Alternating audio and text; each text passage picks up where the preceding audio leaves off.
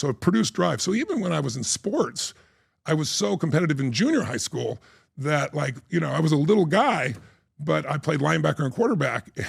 And I would, during practice, guys would complain because I'd stick them so hard. And I'd say, you get strong. I'm half your size, but, you know, you get low, you can take anybody out, right? So I had this intensity and that level. But when I got to serving people, that disappeared. It wasn't like I wasn't competing with anybody. I was competing with what I was capable of. And, you know, I'd read so many autobiographies.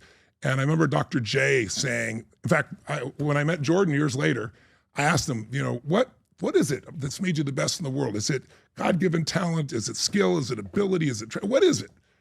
And he was cool. He said, listen, to me, I don't have fame, you know, anything with you. It's like, I got a lot of God-given talent. But he told me about when he was in high school and the coach cut him because he said, you're not the best player because you're not maximizing your abilities, right? 10th grade. And he said, so now I don't compete with anyone. I compete with the best I can be. Every day, my goal is to find a way to do more than I've ever done before within me.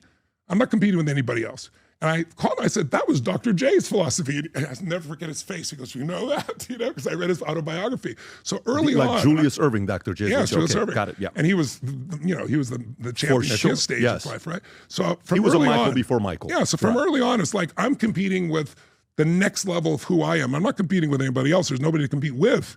You know, it's like there's a different level I'm here to deliver. When did it get to the, because even with Michael, did you see the documentary Last Dance? Yes, of course. Okay, so listen, I get that about beat your prior best, and that's been a big part of my philosophy in my life. But that guy was a psycho competitor. You know that. That guy he still is. Go play golf with him or anything else. I've not done that. I've not done that. But I watched that documentary. Every one of my kids was required to watch it. I rented out the breakers, and I brought every one of my executives.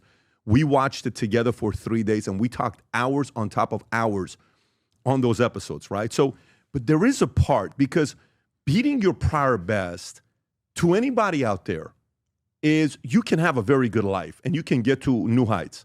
But there's certain people that become the GOAT. There's a difference. You're not one of the best. You're the best in your space. Well, You're not, and I'm telling you this, and I've been watching, and I know the names in this space. You know, what is that part? That's what I'm interested in. If somebody's watching, imagine the 17-year-old Tony is watching this right now, okay? And let's not even say 17, the 21-year-old, like where you've had a little bit of experience, Jim, you've made money, you kind of are getting that experience, 21, 22.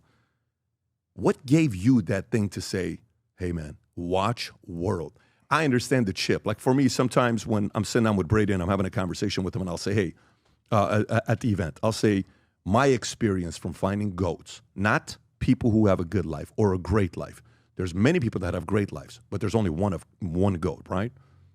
You typically have someone that loved them growing up, because you have to experience unconditional love to know that it's worth the pain you got to go through.